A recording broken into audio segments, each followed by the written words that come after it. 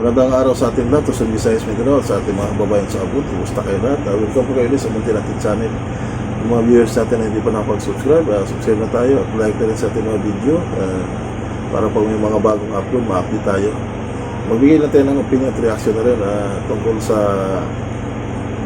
pagkahuli di umano ni dating congressman Sandy ko sa Czech Republic. At pangalawang pag-usapan natin dito is yung tungkol sa tuloy-tuloy na pagdinig sa mini trial ni Bibi Sara. Dito naman tungkol naman sa pagkahuli ni dating congressman Sandy ko. Parang hindi tayo interesado dito na uwi ng Pilipinas sa ngayon dahil nagaya ng pangako ng pabulungan ng Loribo na sabay-sabay doon na ipatawag kung dumating si Sandy ko dito kasama yung 18 Marines. Napaka-imposibleng gawin yun. Una, yung mga 18 Marines nga ng mga tauhan na hindi pinatawag. Ito pa kaya na ito yung boss nila na mas maraming alam ito. Napaka-imposibleng gawin yan. Siguro kung yung 18 Marines yun, kung mga kalaban pa nila yung itinuro dito, kung halimbawa na sila ni grupo ni Bibi Sara, nagagawan pa siguro yung Kongreso at saka Senado. Ano pa man dito, sa atin, maganda nga sana kung may imbestigan yung mga malaking nakawan sa ating bansa. Kaya lang, sa pamanahon ngayon, kung sa liderato ng Senado, hanggang hindi nagbago dyan, malabo na mabigyan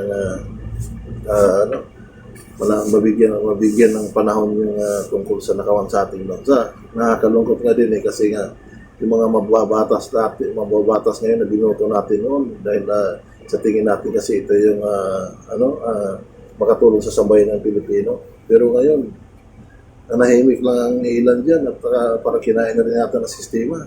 Ganun pa man, ang pinakamabisang paraan siguro dito sa 2028 election, piliin na natin ng maigi, suriin na natin yung mga tao naman na talagang nagtrabaho naman ng maayos at saka talagang laban sa katiwalian dahil napakatinding pagnanakaw nangyayari sa ating bansa. Wala man lang lumabas ng mga investigasyon. May investigasyon pero wala man lang gaya ng sa flood control. Hindi natin malaman kung ano na nangyayari.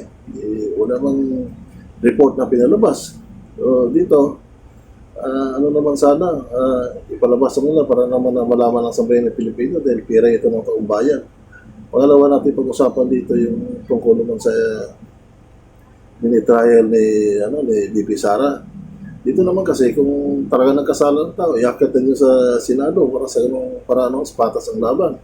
Mangyayari kasi dito, lumalabas na nilalason niya yung isipan ng sambayan ng Pilipino para sa ganun masira si Bibi Sara. Yung mga akusasyon na galing na sa AMLA, ang tanong, kaya ba niyo itong patunayan pagdating na doon sa Senado?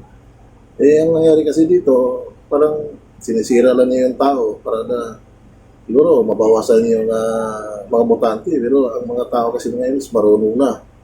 Hindi na kagaya dati. So, siguro sa mga botante niya, sa mga bumoto kay Sara na 32 million, huwag na panoorin itong hearing. Kasi nga nangyari, dito kung ano ng mga pinagsasabi. Tapos pinalaki naman ng mga ilan nating media. Pero napakaraming dapat ayusin nyo, kagaya ng sa hearing ng mga kagaya ng sa argumented sa Supreme Court o di man ang binabalita nila yung tungkol sa mga program. Wala tayo nabalitaan sa mga kilalang mga network. Samantalang dito kay Bibi Sara, akusasyon pa lang, talagang pinasabog na kaagad kasama ng mga tools. Ganun pa naman, lalabas pa rin ang katotohanan dito. Sa atin dito, hindi natin pinagtanggol si Bibi Sara. Pero nakakalungkot kasi dahil napakaraming dapat unahin. Ang tanong dito, kung matanggal si Bibi Sara, bumababa kaya ang presyo ng ating langis at saka ating mga bilihin. Natingin naman kasi natin bilang simpleng mamamayan, hindi Duterte ang problema sa ating bansa. Ang pinakamalaking problema sa ating bansa is corruption. Yung mga tao naman kasi na inasahan natin na anti-corruption, wala din nangyayari.